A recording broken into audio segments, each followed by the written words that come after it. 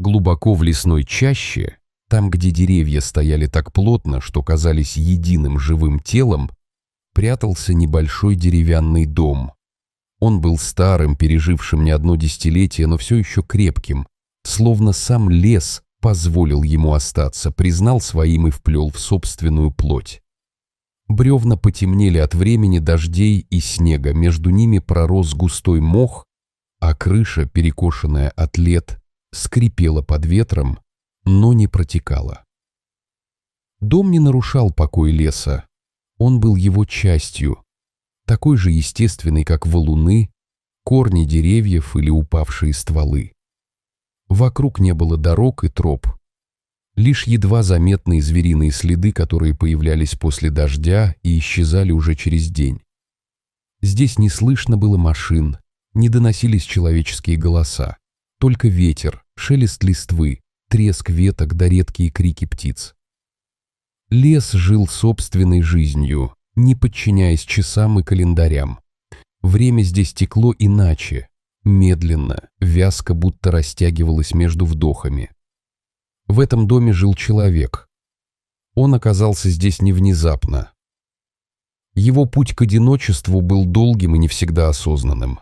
Когда-то у него была другая жизнь, шумная, наполненная людьми, разговорами, спорами, дорогами и бесконечной спешкой. Он помнил города, свет витрин, суету и ощущение постоянной нехватки времени. Но с годами этот шум начал давить. Слова людей становились пустыми, лица одинаковыми, дни похожими друг на друга. Он не бежал от мира. Он просто устал от него. Однажды он понял, что больше не слышит себя. Тогда он ушел. Сначала ненадолго, затем навсегда. Лес стал не убежищем, а возвращением. Здесь не нужно было притворяться, объяснять или оправдываться. Здесь все было честно. Если холодно, ты мерзнешь, если голоден, по телам ищешь еду, если ошибся, расплачиваешься за это. Лес принял его не сразу. Первые месяцы были тяжелыми. Холод, одиночество, страх ночных звуков. Иногда ему казалось, что лес наблюдает за ним, проверяет, достоин ли он остаться. Но со временем человек научился жить в его ритме. Он понял, что здесь нельзя торопиться, нельзя брать больше, чем нужно, нельзя относиться к жизни свысока. Он научился слушать. По треску ветки он мог определить, кто прошел неподалеку – олень, лиса или кабан. По тишине почувствовать опасность. По запаху воздуха и отец понять, какой будет погода. Лес стал его учителем, строгим, но справедливым. Его жизнь упростилась до самых базовых вещей – огонь, еда, сон и наблюдение. И в этой простоте появилась глубина, которой ему так не хватало раньше. То утро начиналось, как многие другие. В доме было прохладно. В печи догорали угли, отдавая последнее тепло, чайник тихо шумел, медленно нагреваясь.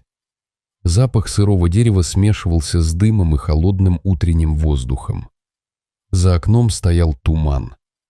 Густой, плотный, словно лес еще не решил, стоит ли ему окончательно просыпаться.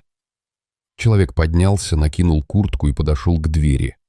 Он собирался выйти на крыльцо, вдохнуть свежий воздух и проверить ловушки, расставленные для мелкой дичи.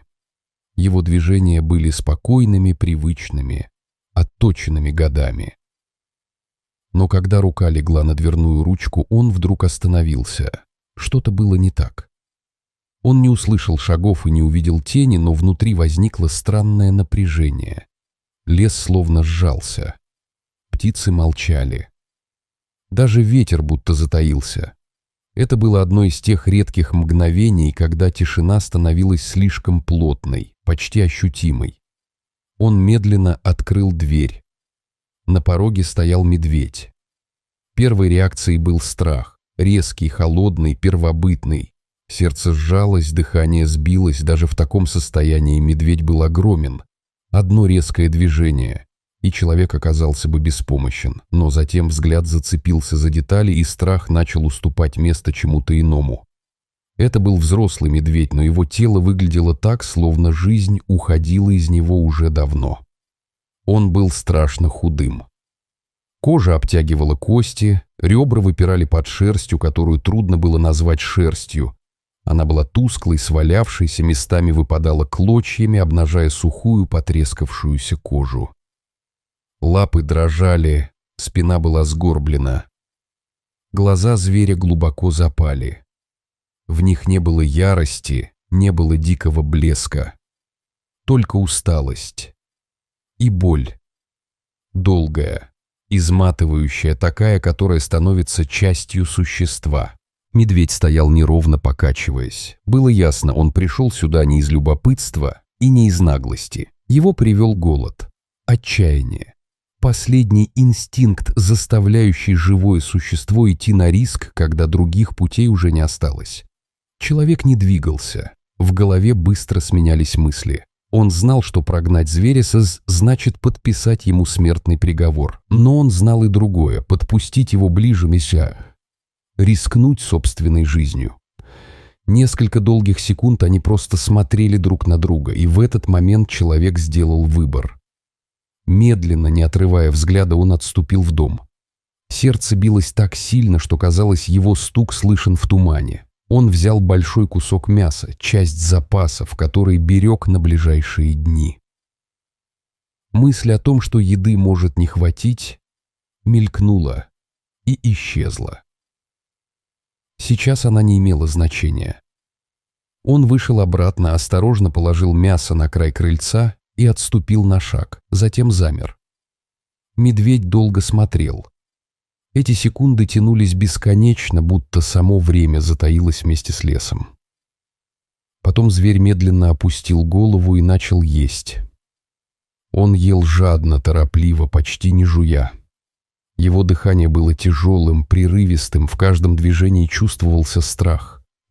Будто еда могла исчезнуть в любой момент. Но даже сейчас он не проявлял агрессии. Он не рычал, не поднимал голову, не делал резких движений, он просто ел, цепляясь за жизнь.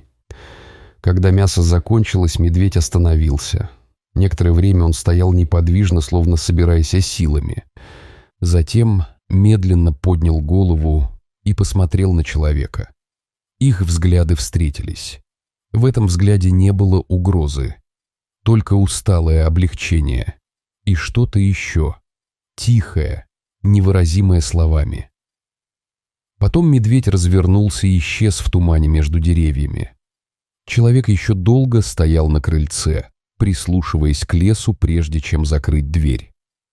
Он не знал тогда, что это была только первая встреча. На следующий день медведь пришел снова. Человек понял это еще до того, как открыл дверь. Лес снова вел себя иначе. Воздух был напряжен, будто между деревьями проходила невидимая волна. Он не испытывал прежнего страха, но осторожность осталась. Осторожность была частью выживания здесь. Когда дверь открылась, медведь уже стоял на крыльце. Он не приблизился ни на шаг, не пытался заглянуть внутрь, он просто стоял неподвижно, молча, словно боялся нарушить что-то хрупкое. Его поза была сдержанной, почти смиренной. Это было странно видеть в таком существе, в хищнике, рожденном быть хозяином леса. Человек вынес еду. Он заметил, как изменился взгляд медведя. В нем все еще была настороженность, но исчезло то отчаянное безумие, которое бывает у существ на грани смерти. Медведь ел уже не так жадно, хотя все еще торопился. Но теперь в его движениях появлялась осторожность, словно он начинал верить, что пища не исчезнет. На следующий день все повторилось. И на следующий. Медведь стал частью утреннего ритуала. Он приходил на рассвете, всегда в одно и то же время. Никогда не рычал, никогда не пытался сократить дистанцию. Он будто знал, шаг вперед может разрушить все. Человек наблюдал. Он видел, как день за днем тело медведя медленно возвращается к жизни. Шерсть становилась гуще, плотнее, приобретала здоровый блеск. Ребра уже не так резко выделялись. Шаги становились увереннее, спина ровнее. Иногда медведь задерживался дольше, просто стоял, вдыхая запах дома и человека. Между ними возникло молчаливое доверие. Не дружбы. Человек понимал это. Не приручение. Скорее уважение. Хрупкое равновесие между двумя мирами, которые редко пересекаются без крови. Проходили недели. Лес менялся. Туман по утрам стал реже, воздух, холоднее. Иногда по ночам человек слышал далекий рык, глубокий, уверенный. Он знал. Это его гость. Теперь сильный. Теперь живой. И все же он не ожидал того утра. Медведь появился не как обычно. Человек услышал тяжелый звук, не шаги, а падение. Когда дверь распахнулась, он увидел, как огромная фигура почти обрушилась на крыльцо. Медведь был весь в напряжении, дыхание рваное, хриплое. Его морда была искажена болью. Между передними лапами был зажат железный капкан. Металл глубоко врезался в плоть. Кровь потемнела и подсохла, смешавшись с грязью и шерстью. Медведь дрожал всем телом. Но самое страшное было в его взгляде. Он смотрел прямо на человека. Не с яростью, не с паникой, с мольбой. Человек замер. В этот миг страх вернулся. Мощный, давящий. Перед ним был не просто дикий зверь, а раненый, страдающий хищник. Любое резкое движение могло спровоцировать инстинкт. Но медведь не двигался, он пришел сюда намеренно. Он выбрал этот дом, этого человека. Человек медленно шагнул вперед.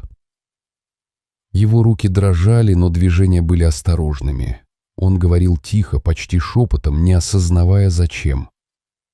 Медведь не реагировал, он просто лежал, тяжело дыша, будто все силы ушли на то, чтобы добраться сюда. Капкан был тяжелым, старым. Человек знал такие, грубые, беспощадные. Он осторожно коснулся металла. Медведь дернулся, но не отпрянул. Он терпел. Каждый штырь поддавался с трудом. Руки болели, пальцы скользили от крови. Медведь не издал ни звука, ни рыка, ни стона. Только дыхание, тяжелое, прерывистое. Когда последний элемент капкана был снят, медведь обмяк. Он лежал неподвижно, глаза наполовину закрыты. Человек отступил, боясь, что тот потеряет сознание или, наоборот, резко вскочит. Он принес мясо. Медведь ел медленно, очень медленно. Как существо, у которого почти не осталось сил. Затем он с трудом поднялся, волоча раненую лапу, и ушел в лес. Человек долго стоял, глядя ему вслед. Он больше не приходил. Прошли дни, затем недели. Крыльцо пустовало. Утренние ритуалы потеряли смысл. Человек ловил себя на том, что всматривается в лес дольше обычного, прислушивается к каждому звуку. Он не знал, выжил ли медведь. Прошло 3 месяца. В одно ясное утро, когда воздух был особенно прозрачным, человек вышел на крыльцо и остановился. На краю двора стоял медведь. Он был другим, сильным, здоровым. Его шерсть была густой и блестящей, движения его уверенными. Но он был не один. Рядом с ним стояла медведица, а между ними, неуклюже перебирая лапами, возился маленький медвежонок. Они не шумели, не разрушали, не проявляли агрессии, просто были здесь. Медвежонок подошел ближе, осторожно, с любопытством. Он понюхал воздух, затем мягко коснулся носом ноги человека и лизнул ее. Родители наблюдали спокойно, человек не двигался. В этот момент он понял, лес все видел, лес все запомнил. Иногда одного поступка достаточно, чтобы изменить судьбу. Иногда, чтобы спасти не одну жизнь, а целую линию жизни, уходящую в будущее. Медведи ушли так же тихо, как пришли. а человек еще долго стоял на крыльце, чувствуя, как лес дышит вокруг него ровно и спокойно. И этого было достаточно.